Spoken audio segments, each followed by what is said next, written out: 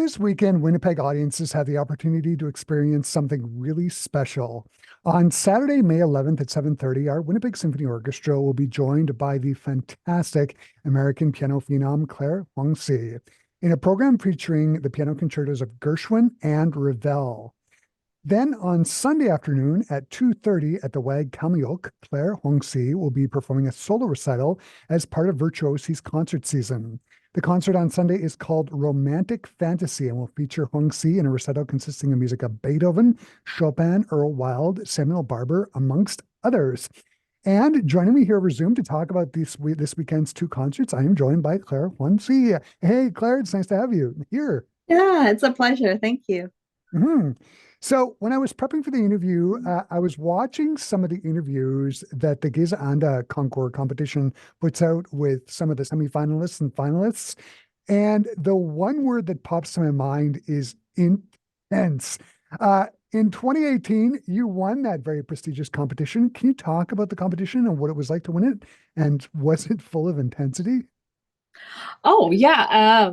Well, it's been a while, but yeah, it was my final competition. I decided to take part.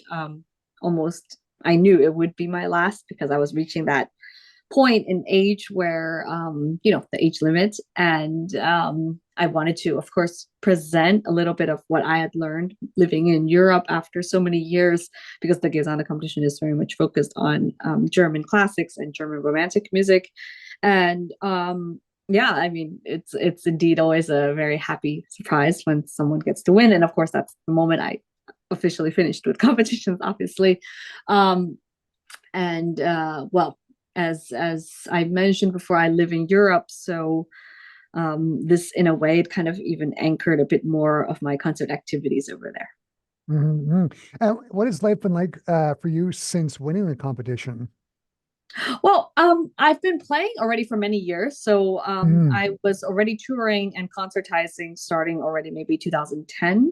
The competition took place in 2018. I think in terms of like what has really changed after the competition was there was a bit more focus on the German repertoire, the romantic and classic repertoire. So I started to play a lot more Mozart, a lot more Beethoven, um, Brahms, Schumann, and in a way it's been a goal for a long time. I've always had it in my repertoire. It was a reason why I went to Germany, to better understand this repertoire.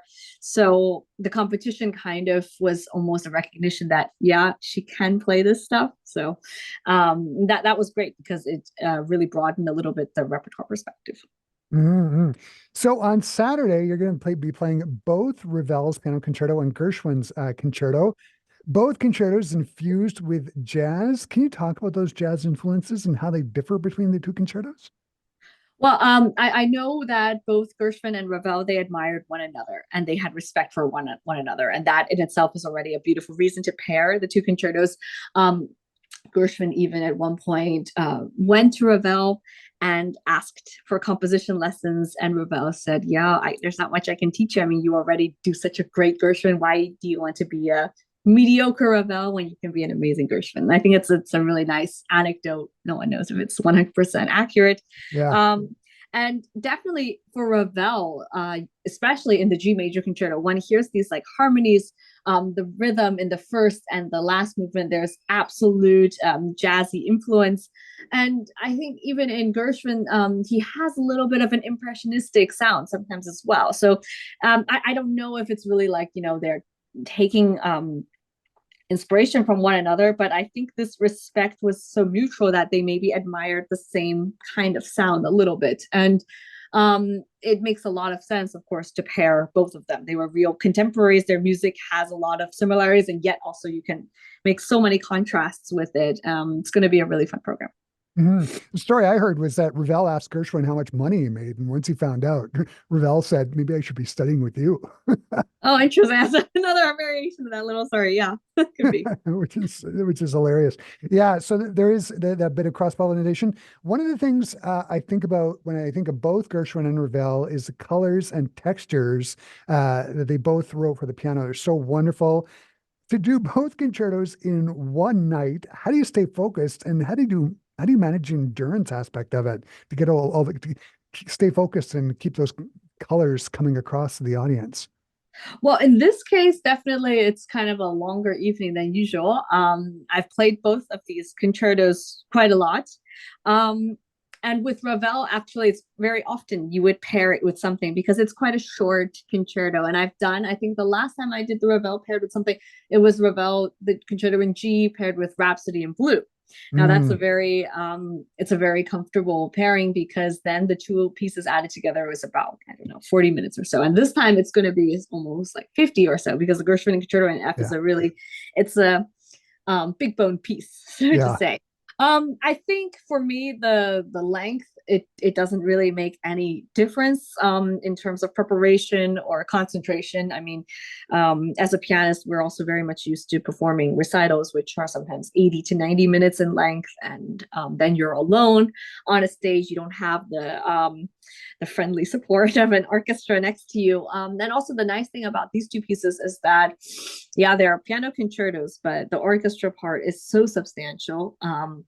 In both Ravel Concerto and G, it's so much fun for orchestras to play. I think there's even a couple of solos which they often use in orchestra auditions, like the bassoon solo Yeah. in the third movement is very much used when people are trying to get into high level orchestras. And the Gershwin Concerto in F is also wonderfully orchestrated, extremely thick. There's quite a lot of tutis where the piano we're just kind of like listening, and parts where the piano is really almost accompanying the orchestra themes.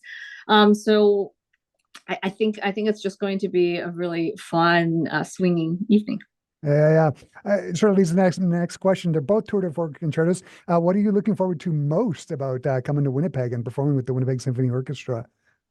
Well, I think what I'm most looking forward to is, of course, this was a date that was canceled and then postponed to now. And I think the original date we had planned was something like 2021. So it's been a while, but Ah, so a long time in the planning, because obviously because it was 2021 we had it already planned in like 2019 or so, so a long time in the making, this particular concert. And actually Maestro Daniel Reiskin, I it's a name that I've known for such a long time, and I've wanted to work with him also a lot because we have a lot of common friends and I've heard incredible things. And actually often I think we're missing one another because in Europe, a lot of times I'm playing with an orchestra where I see his name. Oh, he was there last month, or we're in the same season, but we've never actually played together.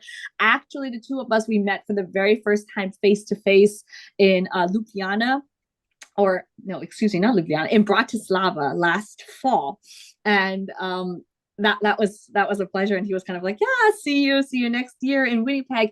Actually, it was also Maestro Reiskin's idea to put these two pieces together. So I'm really looking forward to this, and I think the collaboration with beloved colleagues is kind of a highlight of what I do.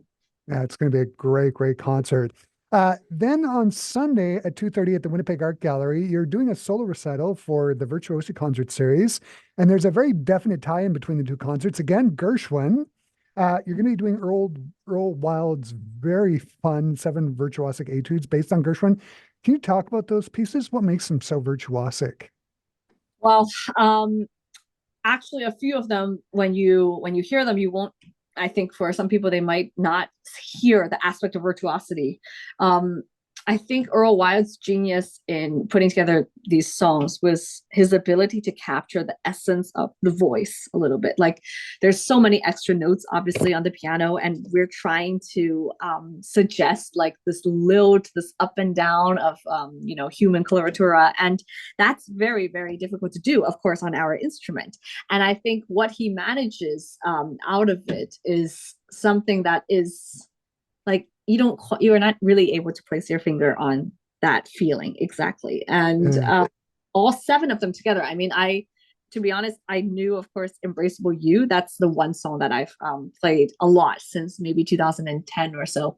It's probably the most famous of the set.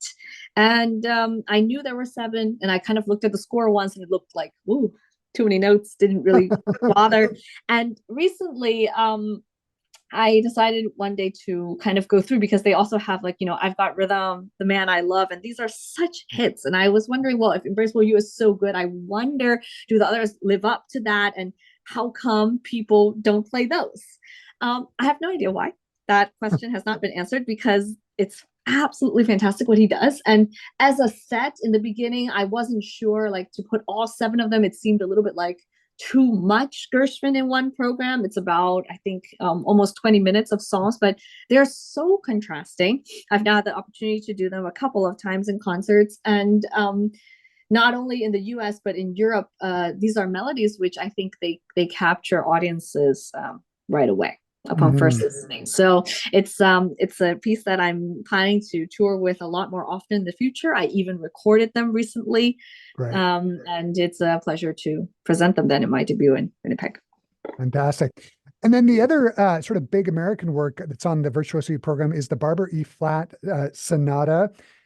It's such a great piece. Whenever I think of Barber, I think of rhythm and what he does with rhythm. For you, what do you enjoy about this E flat Sonata? I would have to say the fugue. That last movement is kind of the movement that I have heard the most during my study time and feared. Let's say it's a piece which truly it's up there in terms of difficulty level with like Petrushka or Islamé or one of those big Russian virtuosic concertos.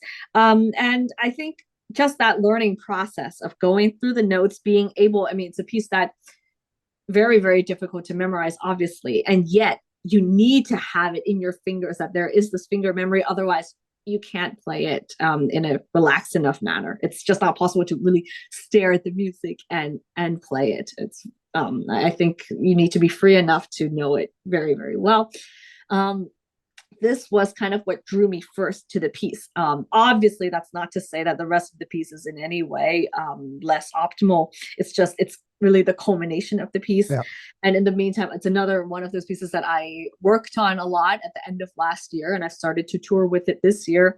It tells a gigantic story. I mean, what's amazing about Barber is that he used the traditional sonata form, and it's very much the scherzando in the second movement, a yeah. slow third movement, and then a tour de force in the fourth. First, very dramatic, and yet it is incredibly modern. I mean, the compositional techniques that he used was very much kind of groundbreaking new techniques and sounds incredibly fresh even today in when we're comparing to other modern music.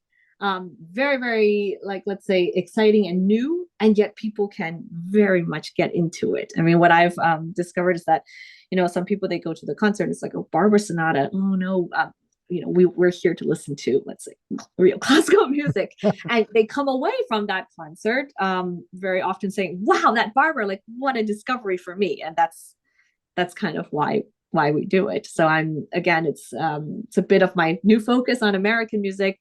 Also, I've just recorded the work. This album hasn't come out yet, but this is part of the same album with those Gershwin etudes. So um Fantastic. yeah. Yeah, for me, it's the second movement with that just light finger scherzando. And one of the things I love about that second movement is just the large leaps and how he still manages to keep things melodic. Like it's I it's it's call remarkable. I think of that second movement as like very a little bit Prokofiev-esque, Yeah. um, but freakier. That's how I would describe it. And lighter. Mhm. Okay, so we've actually talked about the second half of the Virtuosi program first. I want to turn to the first half. You're going to be playing Beethoven, Mendelssohn, and Chopin. You're going to be doing Chopin's Virtuosic Fantasy Impromptu, Opus 66. You've recorded all the nocturnes. Playing Chopin, I would imagine, is very different than playing, say, Barber, Gershwin, or Ravel. And the B section in particular of the Chopin Fantasy Impromptu has a very sort of nocturnal quality to it. Yeah. How do you make the switches between playing Barber and then playing Chopin? Well, I mean, in recitals, typically I have a very mixed program, so I'm quite used to kind of changing gears really quickly. In this case, where we have a theme of kind of romantic fantasy, and in that sense, I was able to, in the first half, come up with three different fantasy pieces. So Beethoven, Mendelssohn, Chopin, and that's a kind of gradual trajectory going from classical to romantic era and how the idea of fantasy changes. The Chopin Fantasy Impromptu is quite a well-known work. It's one of the very first pieces that I knew of Chopin. And for me, yeah, I think I played it for the very first time when I was maybe about 9 or so. And it doesn't get easier. I mean, I picked it up again this year for my programs because I have had somewhat of a focus on fantasies this year. And it's very much popular for a reason, but it's also very tricky somehow because we have various interpretations in our ears from other Yeah, illustrious pianists. totally. And then you're also going to be speaking of fantasies, the Mendelssohn Opus 28, sometimes known as the Scottish Sonata. Is there anything really Scottish about it? Can you talk about that I, piece? to be honest, I don't know. I'm not sure where that came from. I mean, I think the theme itself, the very first theme is it might have a little bit of a lilt, Scottish lilt, but the rest of the piece, I really don't see it. And in fact, I find that the Mendelssohn Fantasy Opus 28 is kind of like maybe his homage to the Beethoven Moonlight Mm. Sonata, which is also called Sonata Fantasy, actually by Beethoven. Yeah. And one hears somewhat the same compositional motives, even in the 3 movements, so to say. And yeah, sorry, I have allergy season here. So that's, yeah. So I Mm-hmm. picked it. And of course, the last piece is, of course, Beethoven's perennial favorite, the Moonlight Sonata, his Piano Sonata number 14. You must have played this piece many, many times. Do you try to make it different every time you bring it to the stage? And if so, do you mentally think about that, or is it just depend on the moment?